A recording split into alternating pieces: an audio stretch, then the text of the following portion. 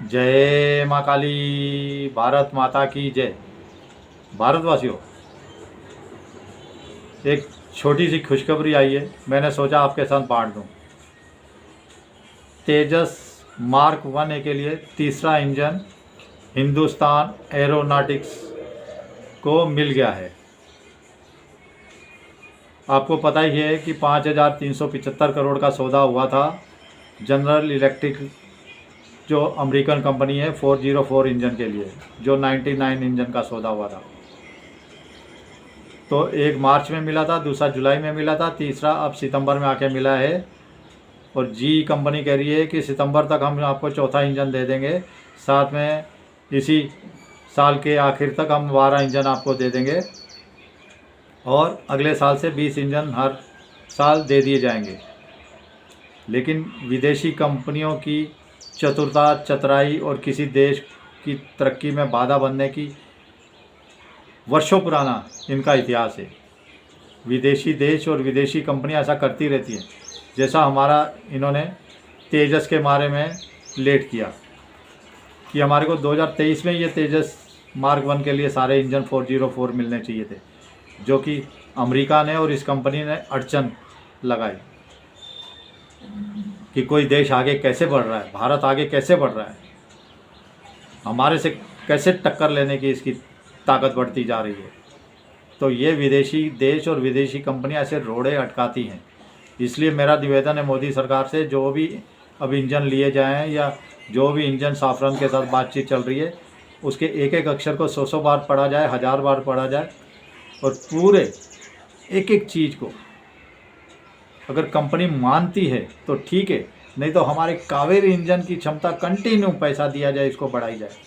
अरे आज नहीं, और 2 साल बाद, 4 साल बाद, 5 साल बाद, जब घातक हमारे यूएवी में लगने के लिए वो कामयाब हो चुका है तो आगे हो जाएगा, लेकिन इसको ना रोका जाए। चलिए भारतवासियों, अभी तेजस पे आते हैं। तेजस मार्क 1 के लिए तीसरा इंजन मिल गया है। और तेजस मार्क 1 हमारा बहुत तेज़ तर्रार जहाज़ है, जैसा नाम है वैसा ही काम है। और इसकी जो लंबाई है 13.2 किलोमीटर, इसकी जो चौड़ाई है 8.2 किलोमीटर, इसकी जो ऊंचाई है 4.4 किलोमीटर, और इसकी जो रेंज है, उड़ान भरने की क्षमता 3000 किलोमीटर तक है। जैसा नाम वैसा काम, तेज तर्रार। इसे कई देश खरीदना चाहते हैं, आपको पता है। और इसके अंदर 8 मिसाइलें लग सकती हैं, 8 मिसाइलें लगाने की क्षमता है इसके अंदर। और इसके अंदर एक जो मिसाइल है R-77 मिसाइल, जो बियॉन्ड विजुअल रेंज मिसाइल है। दूसरी है अस्त्रा मार्क 1 को भी हम इसमें लगा सकते हैं। तीसरी R-73 जो हमारी मिसाइल है, वो शॉर्ट रेंज मिसाइल है, उसको भी लगा सकते हैं। तीसरी पेट्रियन मिसाइल है जो 5, उसको भी लगा सकते हैं, जो एयर टू एयर मिसाइल है। चौथी मिसाइल है हमारी Astram short range air to air missile है। तो हमारे शुद्ध देसी हथियार इसमें लगा सकते हैं भारतवासियों। लेकिन विदेशी कंपनियों की साजिश से तेजस के इंजन में की, अब जो साफरान से जिससे भी डील हो जा रही है, मोदी जी को एकदम नाप तोल के और जल्द से जल्द इसको आगे बढ़ाना चाहिए भारतवासियों। अब मैं बताना चाहता हूँ कि एक आपको पता है, तेजस हमारे 6 बेंगलोर की फैक्ट्री में बन के हिंदुस्तान एरोनॉटिक्स लिमिटेड के तैयार खड़े हुए 6, और हिंदुस्तान एरोनॉटिक्स लिमिटेड ने कहा है कि 12 मार्च 2026 तक दे देंगे विमान 12। और 2 तो उड़ान भर रहे हैं, आपको पता है। 2 इंजन, एक मार्च और एक जो जुलाई में आया था, वो 2 इंजन तेजस में लग चुके हैं और उड़ान भर रहे हैं। और वो आखिरी रेंज की उसके अंदर परीक्षण हो रहे हैं, आखिरी क्षमता के। और वो जो परीक्षण हो रहे हैं उसमें इसकी जो मिसाइलों के टेस्ट हैं वो परखे जा रहे हैं कि कैसे अचूक निशाने लगते हैं, लगते भी हैं तो नहीं लगते, और लगते हैं तो कितनी तेज़ी से, कितनी घातक प्रहार से करते हैं। मतलब ये फायरिंग परीक्षण हो रहे हैं। वो लास्ट स्टेज पे हैं। दो जो तेजस उड़ रहे हैं हमारे मार्क 1 है, लास्ट स्टेज में उनके परीक्षण है, फायरिंग परीक्षण। और वो भी हिंदुस्तान एरोनॉटिक्स ने कह दिया है कि इसी सितंबर तक हम हमारी वायुसेना को दे देंगे। तो भारतीय वासियों, ये जो हमें हथियारों की क्षमता है ना, आत्मनिर्भर भारत, इसके ऊपर हमें बिल्कुल बहुत तेज़ी से आगे बढ़ रहे हैं, जैसे मोदी सरकार बढ़ रही है। अब आगे का जो युद्ध लड़ा जाए हमारे ही देसी हथियारों से, भारत में बने हुए हथियारों से लड़ा जाए। और बाहर से अगर हम कुछ खरीदना चाहें भी तो ना के बराबर, बिल्कुल ना के बराबर हम खरीदें। और ये जो बात है ये आपको याद होगी, CDS साहब अनिल चौहान जी ने कही थी, हमारे जो CDS है। और हमारे जो तेजस लेट हो रहे हैं, इसके लिए हमारे एयर चीफ मार्शल, वायुसेना प्रमुख भी भड़क गए थे। आपको देखा होगा, सरदार जी भड़क गए थे तो लेकिन अब वो भड़कने की बात ही नहीं है कि इंजन ही इतनी लेट हो रहे हैं। लेकिन वो एरोनॉटिक्स जो भारतीय कंपनियां होती हैं वो कैसे सुस्ती से काम करती हैं, ये भी आपको पता है भारतवासियों। लेकिन चलो, आए देर आए दुरुस्त आए, मुझे खुशी हुई, मैंने सोचा आपके साथ बांट दूँ। लेकिन इसी के साथ हमारी जो मोदी सरकार है, ग्रेट निकोबार परियोजना जो ला रही है अंडमान में, ग्रेट निकोबार परियोजना, उसको मटियामेट करने के लिए खानदान उतर आया। एंटोनियो माइनो, राहुल विंची, प्रियंका वाड्रा, नहीं आदिवासियों को नुकसान होगा, बहुत ज़्यादा नुकसान होगा, जीव जंतुओं को ना, हमारे आदिवासी भाई बहन कैसे रहेंगे। तो इनको विदेशों से पैसा भर भर के आना चालू हो गया कि ये ग्रेट निकोबार परियोजना मोदी जी इसको 72,000 करोड़ से बना कैसे रहे।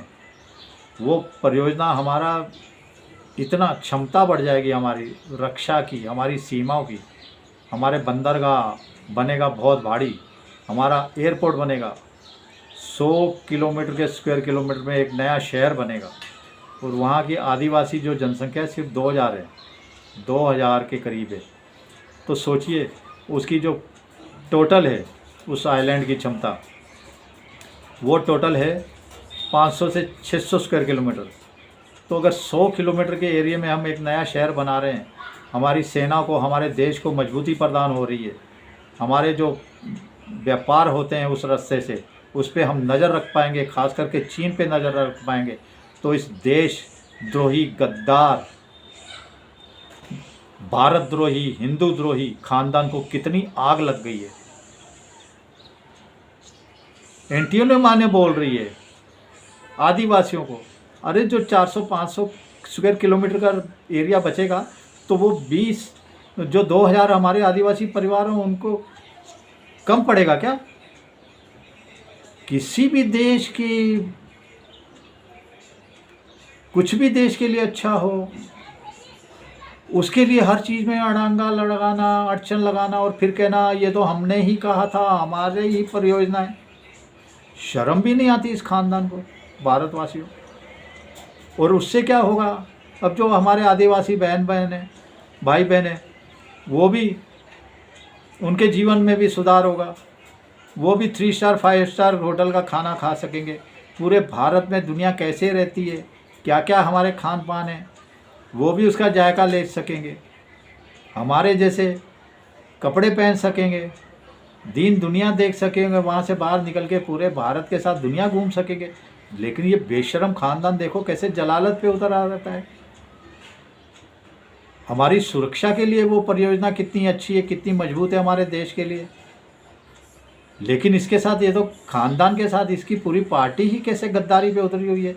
देखिए, विंग कमांडर रह चुकी है अनुपमा आचार्य, विंग कमांडर रह चुकी है सेना में। वो कह रही है निर्मला सीतारमण तो साड़ी पहनती है, वो भाग कैसे पाएगी, उसको भागने में बहुत दिक्कत होगी।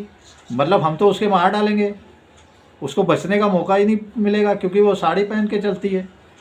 ये जो नेपाल में वित्त मंत्री को मार मार के भगाया है इन्होंने, वो भागता गया, उसको पीछे से मारते गए, उसका उदाहरण दे रही है। सोचो हमारी सेना के अंदर भी कैसे राष्ट्रीय द्रोही पनप रहे हैं, कैसे राष्ट्रीय द्रोहियों का मतलब मतलब ऐसे लिया जा रहा था कांग्रेस के राज में, अब तो वो रिटायर हो चुकी है।